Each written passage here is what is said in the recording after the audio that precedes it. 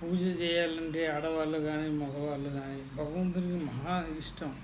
అతనికి పూజ చేయాలి, మనం తరించాలనుకునే వాళ్ళు, మన జాతకాలను ఎదిరించి గెలవాలనుకునే వాళ్ళు కాశీకి వెళ్ళే వారి దగ్గర నుంచి సోమనాథ్ వెళ్ళేటువంటి వాళ్ళతోటి కానీ హిమాలయ పర్వతాలకు వెళ్ళేటువంటి అంటే దైవిక క్షేత్రాలు, ఈ పుణ్యక్షేత్రాలు కేదార్నాథ్, బద్రీనాథ్, కాశీ, హరిద్వారు, సోమనాథ్ ఇలాంటి ఉజ్జయిని, మహంకాళి ఇలాంటి వెళ్ళేటువంటి వారితోటి శాలిగ్రామ శిల అనేది తెప్పించుకోండి.